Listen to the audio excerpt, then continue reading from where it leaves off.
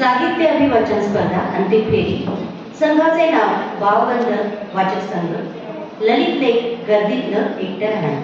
लेखन व दिग्दर्शन चंद्रकांत प्रल्हाद मोरे. ही संहिता या अभिवाचन स्पर्धेसाठीच लिहिण्यात आली आहे. सादर करते सौ स्वाती ठाकरे, सौ वर्षा दांडगे, सौ कविता विखे, श्री चंद्रकांत मोरे आणि श्री अविनाश तराळे. सादर करीत आहोत गर्दीतलं एकटं राहणं. धक्केशाही आणि मानवी प्रदर्शनाचं दर्शन. माणूस हा सामाजिक प्राणी आहे असं आपण पाठ्यपुस्तकात वाचतो. पण आजचा माणूस समाजात राहत असूनही समाजापासून तुटलेला आहे. गर्दी वाढते आहे, रस्ते भरत चालले आहेत, बाजार गजबजत आहे. पण या सगळ्या गजबजाटात माणसाचं मन मात्र हळूहळू रिकामं होत चाललंय. आज माणूस एकटा नाही तरीही एकाकी आहे. कारण त्याच्या आजूबाजूला खूप सारी माणसं आहेत, पण संवाद कवडीचाही नाही. चेहरे खूप आहेत, पण ओळख मात्र एकाशीही नाही. धक्के आहेत, पण स्पर्शात आपुलकी काहीच नाही. गर्दी ही केवळ शहरांची समस्या नाही, ती मानसिकतेची अवस्था झाली.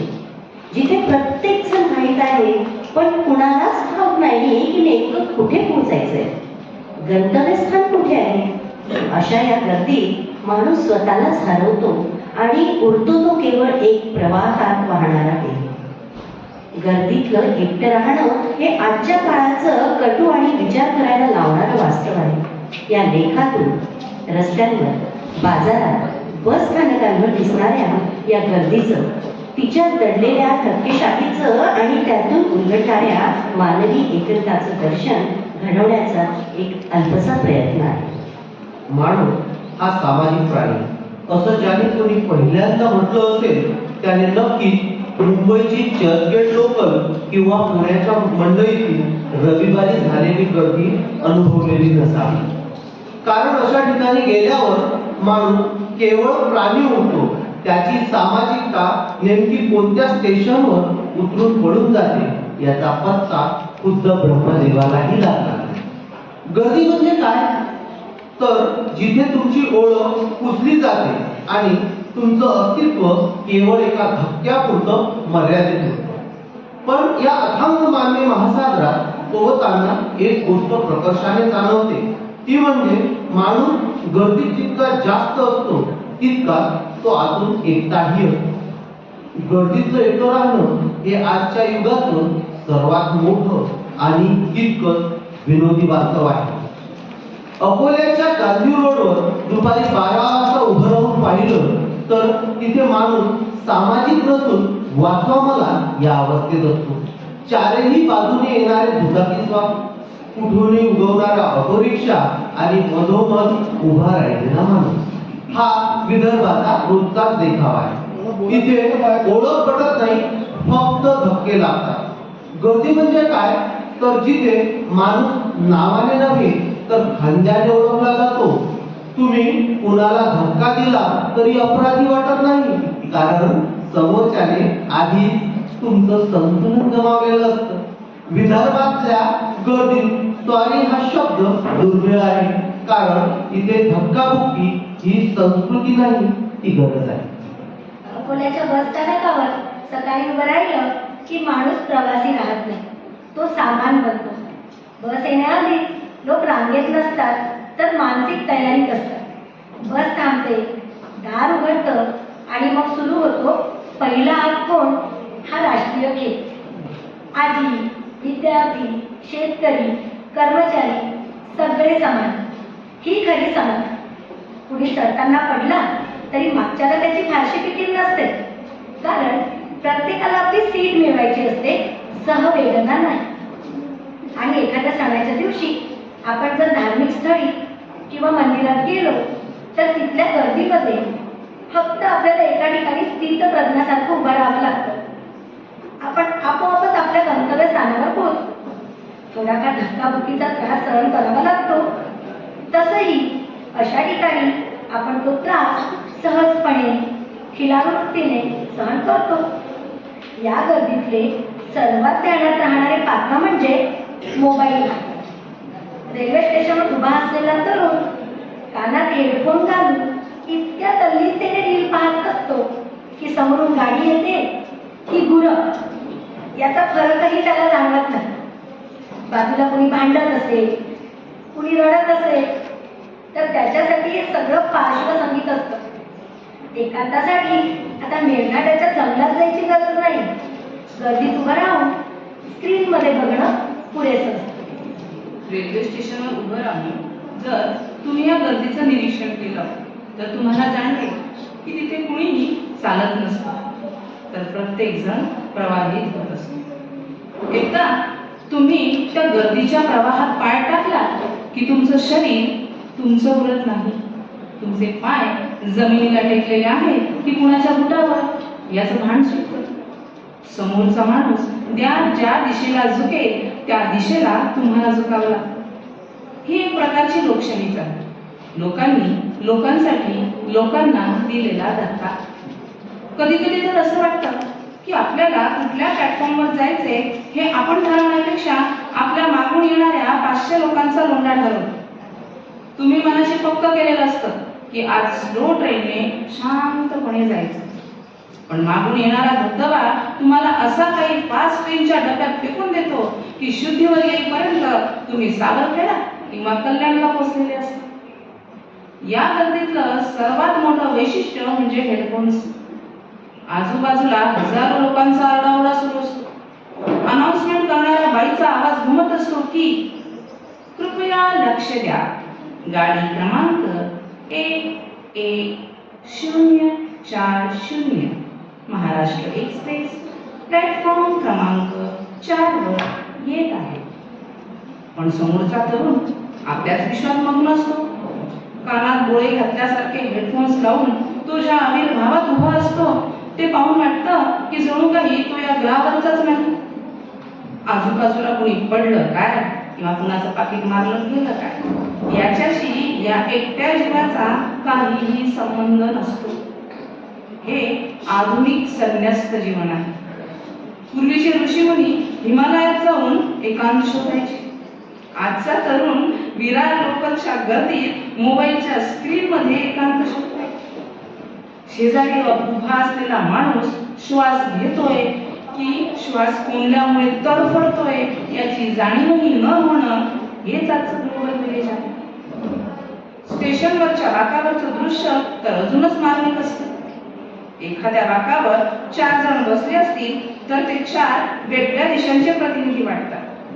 एक जण पेपर वाचण्यात इतका पडलेला असतो की जणू काही त्या पेपरमध्ये त्याच्या हरवलेल्या संपत्तीचा पत्ता छापून आला आहे. त्याच्या शेजारी बसलेला माणूस रडवेला चेहरा करून बसलेला असतो. कदाचित त्याचं ऑफिस सुटलं असेल किंवा बायकोने पुन्हा डब्यात काढल्याची भाजी दिली असेल, पण पेपर वाचणाऱ्याला त्याच्याशी काही घेणं देणं नसते. ही एकात्मिक उदासीनता पाहण्यासारखी असते. तिथे माणूस उरत नाही, तर ते केवळ रेल्वेच्या वेळापत्रकातले अडथळे बनतात. मार्केट किंवा मंडईत गेल्यावर तर मानवी प्रदर्शनाचा दुसरा अंग सुरू होतो. तिथे गेलेला प्रत्येक माणूस हा स्वतःला जगातील सर्वात मोठा अर्थतंत्र समजत असतो. एखादे वांगे खरेदी करताना गिराईक त्या वांग्याकडे ज्या नजरेनं बघतो तशा नजरेने कदाचित सीबीआयचे अधिकारी गुन्हेगाराकडे बघत नसतो. ते वांगे हाताने दाबून फिरून प्रकाशात धरून तपासले जातात. जणू काही ते वांगे आता तोंड उघडे आणि आपल्या आयुष्यातले सगळे गुपित सांगेल. तिथे भाजीवाल्याचा ओरडण्याचा आवाज आणि गिराईकाचा भाव कमी करा असा एविलवाना पण आक्रमक सूर यांचा एक वेगळा जुगलबंदी कार्यक्रम सुरू होतो. मंडईत काही खास पात्र आढळतात. त्यातलं पहिलं म्हणजे धक्काबुक्की मास्तर. यांना इतकी घाई असते की त्यांना पाहून वाटतं की ते थेट चंद्रावर स्वारी करायला निघाले आहेत. त्यांच्या पिशवीचा कोपरा तुमच्या बरगडीला लागतो, पण ते अशा घाटात पुढे जातात की जणू काही तुमची बरगडी चुकीच्या ठिकाणी होती. दुसरा प्रकार म्हणजे फॅमिली ट्रिपवाले. मंडईत सहकुटुंब सहपरिवार फिरणारे हे लोक म्हणजे चालते फिरते अडथळे असतात. सासूबाई पुढं, सुनबाई मागे आणि मध्ये रडणारं पोरं. असा हा ताफा जेव्हा अरुंद गल्लीतून जातो तेव्हा ट्रॅफिक जाम म्हणजे काय असतो याची प्रचिती येते. आणि या सगळ्यात भर घालतात ते सेल्फी बहादर. समोर भाजीचा ढीग आणि मागे घामाने ओले झालेले लोक असतानाही हे महाशय कोपऱ्यात उभं राहून संडे वाईफ किंवा ऑर्गॅनिक शॉपिंग असं स्टेटस टाकत असतात. त्यांच्यासाठी तो चिखल, ती गर्दी आणि तो घाणवास म्हणजे केवळ एक फिल्टर लावण्याचा विषय असतो. या गर्दीत संवाद नावाचा प्रकार आता हद्दपार झाला आहे. पूर्वी रेल्वे प्रवासात लोक एकमेकांच्या घरच्या चौकशा करायचे, डबे शेअर करायचे. आता डबा शेअर करणं तर लांबच, लोक एकमेकांकडे बघायलाही तयार नसतात. एकाच बाकावर बसलेले दोन मित्र एकमेकांशी न बोलता व्हॉट्सअपवर चॅटिंग करत असतात. समोर माणूस बसलेला असताना त्याला मेसेज करणं ही आजच्या युगाची सर्वात मोठी शोकांतिका आहे. ही गर्दी आपल्याला यंत्र बनवते. आपल्या संवेदना बोथट होत चालल्या आहेत. स्टेशनवर जेव्हा एखादी अनाउन्समेंट येते की कृपया लक्ष द्या, प्लॅटफॉर्म क्रमांक 2 वर लाल रंगाचा शर्ट घातलेला एक 5 वर्षांचा मुलगा हरवलेला आहे, तेव्हा लोक क्षणभर कान टवकारतात आणि पुढच्याच क्षणी गाडी कधी येणार या चिंतेत पुन्हा आपल्या मोबाईलमध्ये डोकं खूप असतात. त्या हरवलेल्या मुलाचं दुःख त्या अनाउन्समेंटच्या आवाजासोबतच हवेत विरून जातं. आपण कधी विचार केला आहे का की आपणही याच गर्दीचा एक अविभाज्य भाग आहोत. आपण जेव्हा दुसऱ्याला धक्का लागल्यावर चिडतो तेव्हा आपण हे विसरतो की थोड्या वेळापूर्वी आपणही कुणाला तरी धक्का देऊनच पुढे आलो आहोत. आपणही कुणाच्या तरी पायावर पाय देऊन सॉरी न म्हणता पुढे निघून जातो. ही धक्केशाही आता आपल्या जगण्याचा भाग झाली आहे. आपण इतके धावतोय की आपल्याला शेजारच्या माणसाचा चेहराही लक्षात राहत नाही. यालाच गर्दीत एकटं राहणं म्हणतात. शरीर एकमेकांना घासून जातात पण मन मैलोनमे लांब असतात. पण या सगळ्या गोंधळात एक गंमतही आहे. जर तुम्ही स्वतःला या गर्दीतून थोडं बाजूला काढलं आणि फक्त प्रेक्षक म्हणून याकडे बघितलं तर तुम्हाला आयुष्य खूप सोपं आणि विनोदी वाटू लागेल. ती दादरची गर्दी असो वा लक्ष्मी रोडचा रास्ता, तिथे प्रत्येक माणूस एक चालती फिरती कथा आहे. कोणाची पिशवी फाटलेली असते आणि त्यातून एखादा कांदा रोज रस्त्यावर पडतो तेव्हा तो माणूस ज्या शिताफीने तो कांदा उचलतो ते पाहणं म्हणजे एखादा ऑलिम्पिकचा खेळ पाहण्यासारखा असतो. कोणाची तरी चप्पल गर्दीत अडकते आणि तो माणूस एका पायावर लंगडत चप्पल शोधतो तेव्हा त्याच्या चेहऱ्यावरचे भाव कोणत्याही कॉमेडी शो पेक्षा काही असतात. आयुष्य हे सुद्धा एका मोठ्या रेल्वे स्टेशन सारखं आहे. इथे रोज हजारो लोक येतात आणि जातात. काही आपल्याला धक्का देऊन जातात, काही थोडा वेळ आपल्यासोबत बाकावर बसतात, तर काही आपल्या मनात घर करतात. पण शेवटी प्रत्येक प्रवाशाला आपली गाडी पकडून निघून जायचं असतं. आपण या गर्दीत इतके हरवून जातो की आपल्या स्वतःच्या बेटवर जायलाच विसरतो. गर्दीत राहूनही जो स्वतःचं हसणं आणि इतरांप्रती असलेली थोडीशी दया जिवंत ठेवू शकतो तोच खरा प्रवास. मार्केटमध्ये गेल्यावर जेव्हा एखादी आजी भाजीवाल्याशी 2 रुपयांसाठी हुज्जत करते तेव्हा त्यामागे केवळ पैशांचा हिशोब नसतो तर तो तिचा अस्तित्वाचा लढा असतो. जेव्हा एखादा माणूस लोकलच्या दरवाजात लटकून बाहेरच्या वाऱ्याचा आनंद घेत असतो तेव्हा तो मृत्यूशी नाही तर आयुष्याशी खेळत असतो. या छोट्या छोट्या गोष्टींमध्येच गर्दीतलं एकांतपण सामावलेलं असतं. निवडणुकीच्या निकालाचा दिवस म्हणजे राजकीय जत्रेचा सर्वोच्च बिंदू. टीव्हीच्या स्क्रीनसमोर कार्यकर्त्यांची तुफान गर्दी, घोषणाबाजी, पोलिसाच्या शिट्ट्या, फटाके, मीडियाच्या कॅमेऱ्याचा लखलखाट आणि गुलाल उधळायला सज्ज असलेले सच्चे कार्यकर्ते. पण या सगळ्यात जो मुख्य उमेदवार असतो त्याची अवस्था पाण्यातल्या माशासारखी असते. आजूबाजूला हजारो लोक असले तरी तो उमेदवार एका वेगळ्याच विश्वात मग्न असतो. 100 मतं कमी पडली तर प्रभाग 4 मधल्या त्या गल्लीने लगातार नाही ना दिला असे विचारचक्र त्याच्या मनात सुरू. साहेब आपली सीट हक्काच घेते असे म्हणणारे काही कार्यकर्ते नेत्याच्या एकाकी मनाला सोबतीची फुंकर घालताना भाऊ तोच आपला गेम करण्यासाठी सेटिंग लावत होता असे म्हणणारे काही निष्ठावान कार्यकर्ते त्याच्या मनाला पुन्हा एकांतवासाची शिक्षा देत असतात. लाडू, फटाके, बॅनर, पार्टी आणि पदासाठीची मोर्चे बांधणी सुरू झालेली असते. त्याने या निवडणुकीत आपल्या आयुष्याची सर्व जमापुंजी, वेळ आणि पदाची स्वतःचा संयमही पणाला लावलेला असतो. पाण्यासारखा पैसा उडवून आपलीच माणसं दगा देतील का? हा यक्ष प्रश्न मनात सतत पिंगा घालत असतो. आजूबाजूला खांद्याला खांदा लावून उभे असलेले कार्यकर्ते उद्या दुसऱ्याच्या ताब्यात दिसतील का?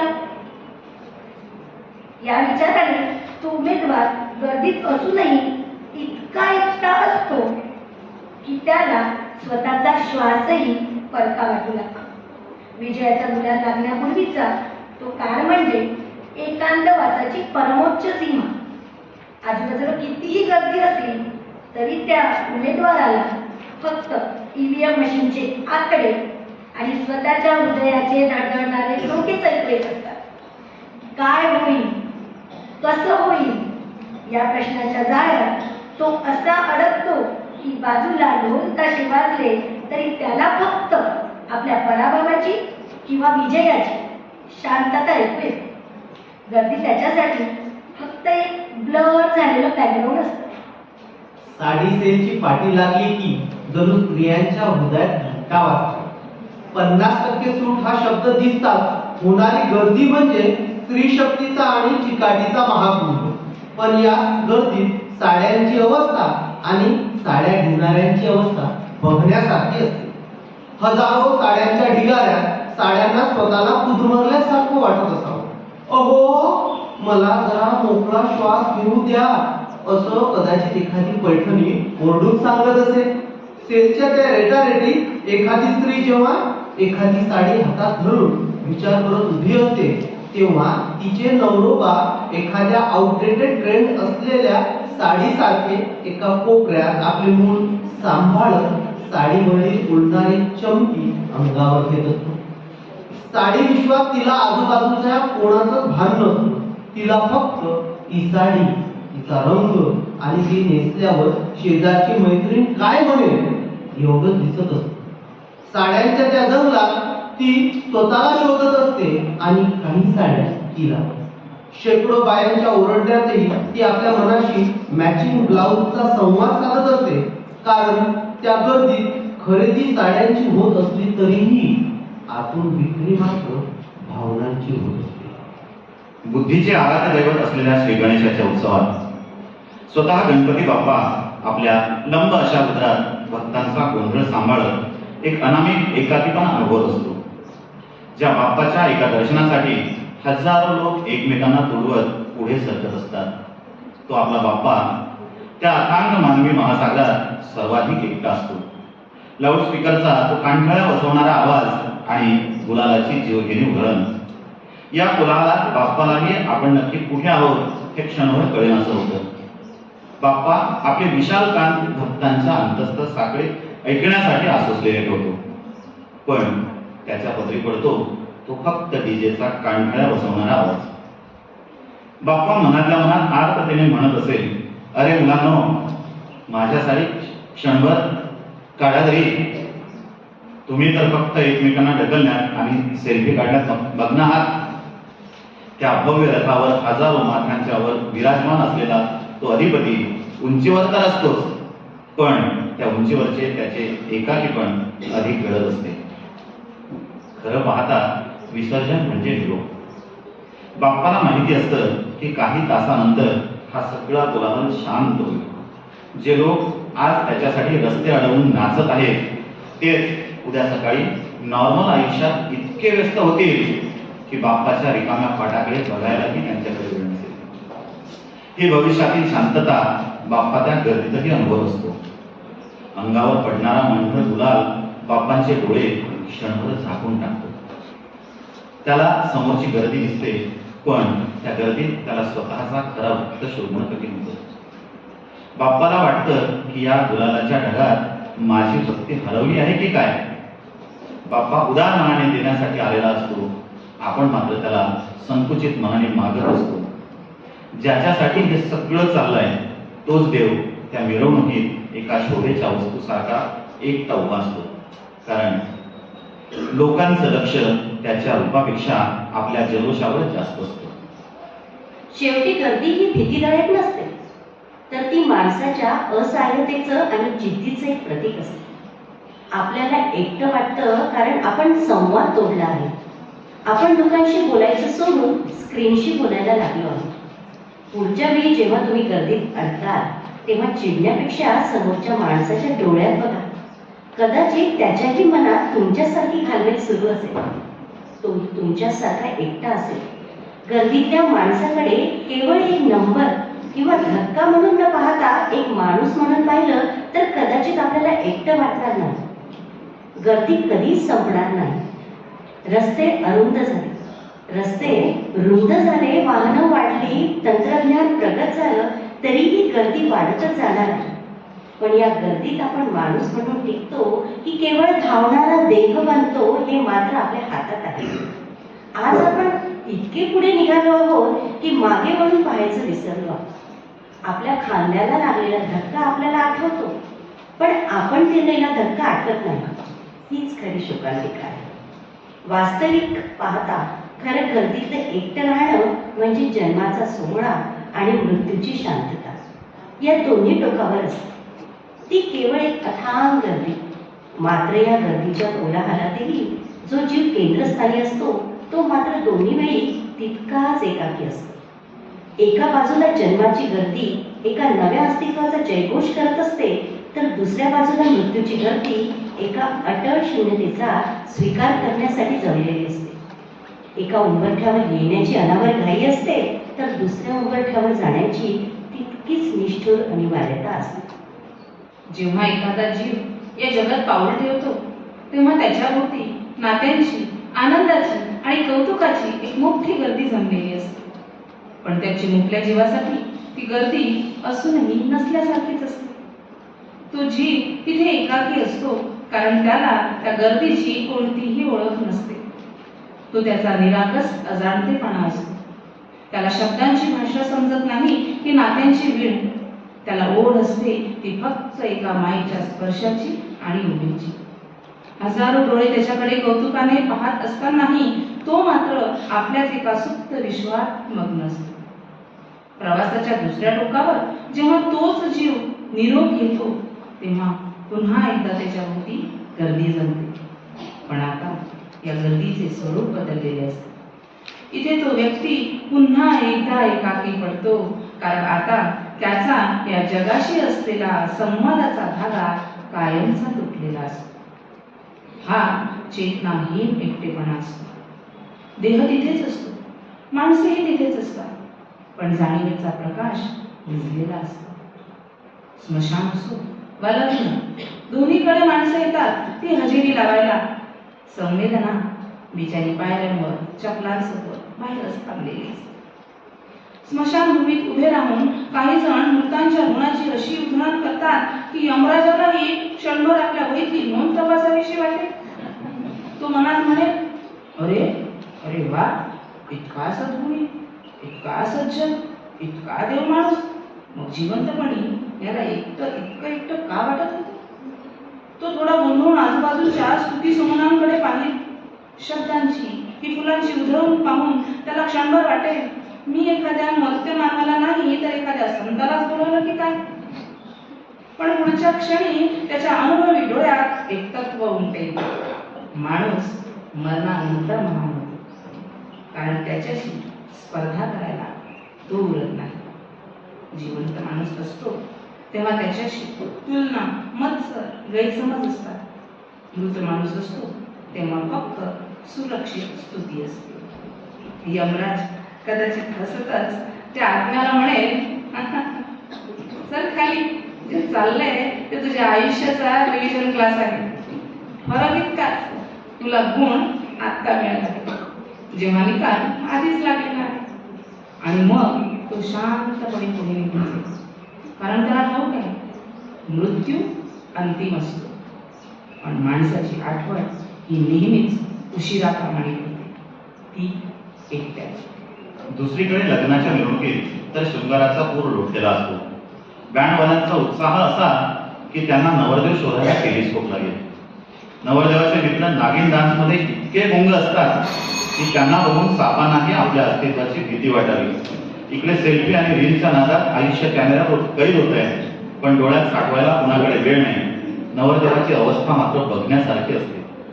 गळ्यात फुलांचा जाडजूड हार, डोक्यावर तो मानाचा मुकुट आणि अंगावर भरजरी शेरवाणी.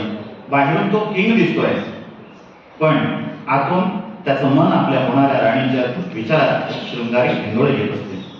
आजूबाजूला हजारो लोक नाचत असले तरी त्याच्या नजरेला फक्त तिची ओढ लागलेली असते. तो त्या गर्दीत असूनही अशा विश्वात असतो जिथे फक्त ती आणि तो असतो. त्याच्या मनात विचार येतो, हा सगळा धिंगाणा खरंच माझ्या प्रीतीसाठी आहे की फक्त जेवणाच्या पंक्तीसाठी जमलेली ही पाहुण्यांची गर्दी. या झगमगाटाच्या पलीकडे मंडपाच्या एका कोपऱ्यात मुलीचा बाप उभा असतो. गर्दीत असूनही कमालीचा एकटा. त्याच्या डोळ्यात लेकीच्या विरहाची कातरवेळ आणि कपाळावर खर्चाच्या रकमांच्या आनाभाका उमटलेल्या असतात. लोक म्हणतात लेक सासरी चालली आहे, पण त्यांना कसं सांगू की माझ्या काळजाचा लचका चाललाय. हा विचार त्याला कुरतळत असतो. झगमगत्या रोषणाचे बिल भरताना त्याच्या हात थरथरत असतो, पण लेकीच्या चेहऱ्यावरचं हसू पाहून तो स्वतःचा रिकामा खिसा विसरून सुखाचा आव आणतो. तो त्या अथांग गर्दीत पाहुण्यांना हात जोडत असतो खरा, पण त्याचं मन मात्र लेकीच्या बालपणात आणि भविष्याच्या काळजीच्या हिंदोळ्यावर उचलत असतं.